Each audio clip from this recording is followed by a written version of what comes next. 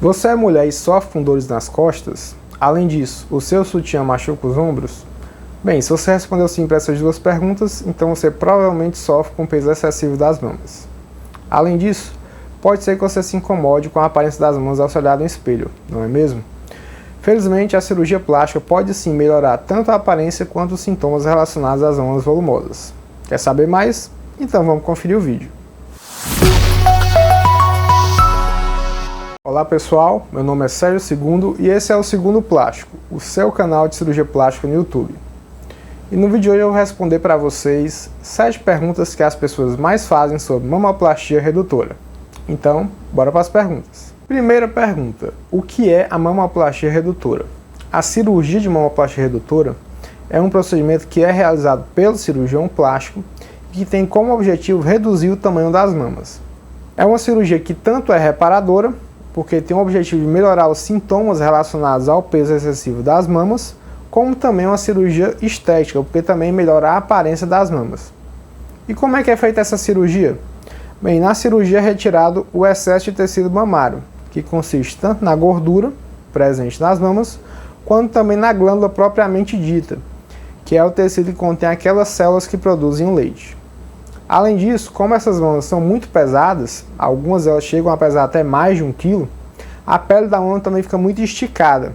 Então também tem um excesso de pele que precisa ser retirado. E ao final da cirurgia, após ser retirado o excesso de tecido mamário e de pele, é feita a montagem da mama, onde o cirurgião plástico vai tentar deixar aquela mama com o formato mais bonito possível. Segunda pergunta: qual é a indicação da mamoplastia redutora? A mamoplastia redutora é uma cirurgia indicada para todas as pacientes que têm mamas muito volumosas e que têm sintomas por conta disso. Porque o excesso de peso das mamas pode causar problemas para as mulheres, como por exemplo dores nas costas e dores nos ombros, causadas pelo sutiã ficar machucando. Além disso, pode haver ainda o excesso de suor embaixo das mamas, que causa tanto mau odor, como pode levar a infecções de pele por fungos. Além dos sintomas causados pelo volume excessivo das mamas, pode haver também incômodo por conta da aparência delas. O formato da mama pode não estar bonito, a mama pode estar muito caída, o que quase sempre acontece quando nós temos mamas muito grandes. Além disso, as areolas podem estar muito alargadas e a mama como um todo pode estar muito lateralizada. Então, quando se tem mamas grandes associadas a qualquer uma dessas situações, está indicada a realização da mamoplastia redutora. Terceira pergunta: como é o corte da mamoplastia redutora? Bem, o corte da mamoplastia redutora, ou a incisão, como nós chamamos na medicina, precisa ser um pouco grande, pois como eu já disse antes, é necessário retirar o excesso de tecidos mamários e de pele da mama.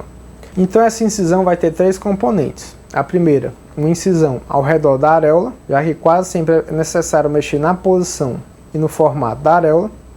A seguir vai ter uma incisão vertical, que vai permitir a subida da areola, caso ela esteja caída, e também a retirada de pele no sentido horizontal, por assim dizer. E por último, uma incisão horizontal, que vai ser a principal incisão que vai permitir retirar o excesso de tecidos mamários e também de pele na parte inferior da mama. Então, ao juntar esses 3 componentes, o desenho da incisão vai ficar assim. A gente pode ter uma incisão em âncora, também chamada de T invertido, e a outra possibilidade é uma incisão em L, como vocês podem ver nessa outra figura. E no final da cirurgia é feito o fechamento das incisões, que pode ser ou com pontos externos, que são retirados em até 15 dias após a cirurgia, ou com ponto utilizando o fio absorvível, que não precisa ser retirado após a cirurgia. Além disso, pode ser implantado ou não um dreno, isso de acordo com a rotina de cada cirurgião plástico. E esse dreno é retirado em até 7 dias após a cirurgia. Quarta pergunta: qual é a diferença entre mastopexia e mamoplastia? Bem, mamoplastia é um termo genérico que se refere a qualquer cirurgia plástica que é realizada nas mamas. Então nós temos a mamoplastia redutora, que eu acabei de explicar como é que é feita, e temos também o oposto, que é a mamoplastia de aumento, que é para aquelas mulheres que desejam aumentar o tamanho das mamas.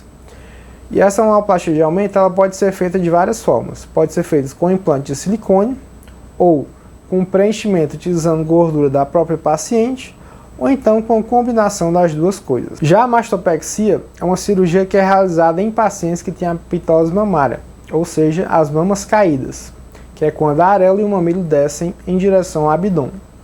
e nessa cirurgia normalmente não se mexe no volume das mamas. Porém, na mamoplastia redutora, quase sempre é necessário fazer também a mastopexia, que é para corrigir a posição da areola e do mamilo, que costumam estar caídos.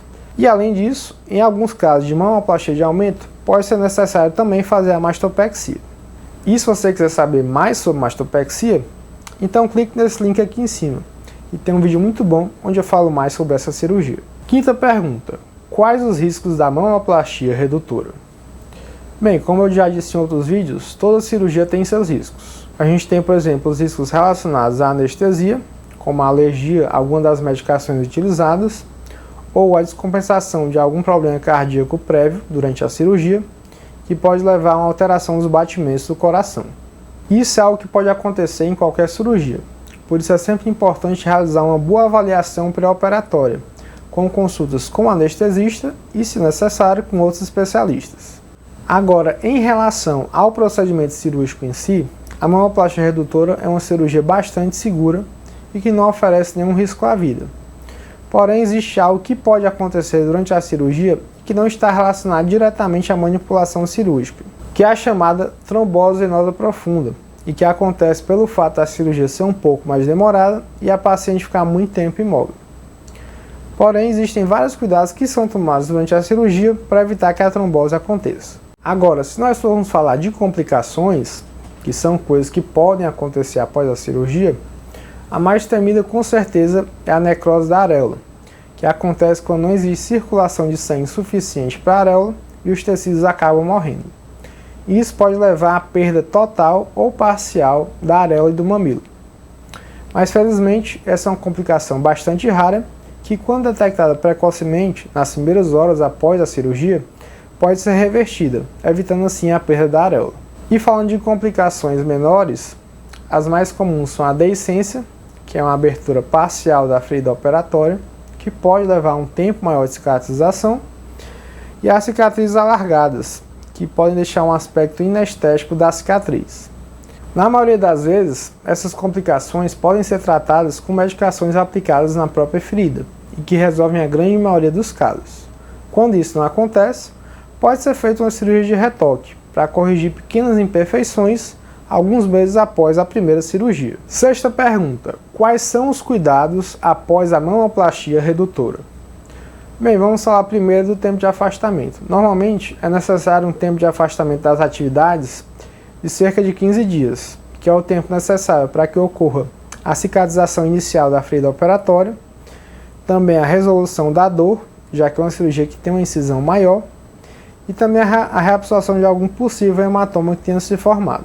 Quanto às recomendações, é recomendado não elevar o braço acima do ombro por pelo menos 15 dias após a cirurgia, ou seja, a paciente pode escovar os dentes e até tomar banho sozinha, só não vai poder pentear os cabelos, para isso vai precisar da ajuda de outra pessoa. Em relação ao sono, é recomendado dormir ou com a barriga para cima ou de lado por 15 dias, ou seja, não pode dormir de bruços apoiados sobre as mamas. Além disso, deve-se evitar pegar pesos maiores do que 5 kg por pelo menos 30 dias, e também é importante a utilização do sutiã pós-operatório por pelo menos 45 a 60 dias após a cirurgia. E por último, uma dúvida que as mulheres costumam ter muito é quanto tempo após a cirurgia é possível ter relações sexuais. Bem, eu diria que o ideal seria esperar de 45 a 60 dias após a cirurgia, que é justamente quando vai se deixar de utilizar o sutiã pós-operatório, e a mama já vai estar mais fixa na posição em que ela foi deixada durante a cirurgia. Sétima pergunta: é possível amamentar após a mamoplastia redutora? Bem, na mamoplastia redutora é retirado o tecido glandular da mama, que é o tecido que contém as células responsáveis pela produção de leite. Então pode haver sim algum prejuízo à amamentação. Porém, na maioria dos casos, quando se faz a mamoplastia redutora, se deixa uma boa quantidade de tecido glandular abaixo da areola e do mamilo, que é justamente para preservar a capacidade de produção e de excreção do leite. Então eu diria que sim, na maioria dos casos é possível amamentar após a mamoplastia redutora. Inclusive não há necessidade da paciente esperar ter filhos para poder fazer essa cirurgia. Ela pode ser feita assim em pacientes mais jovens, de até 18 anos e que acabaram de sair da puberdade. E aí pessoal, gostaram do vídeo?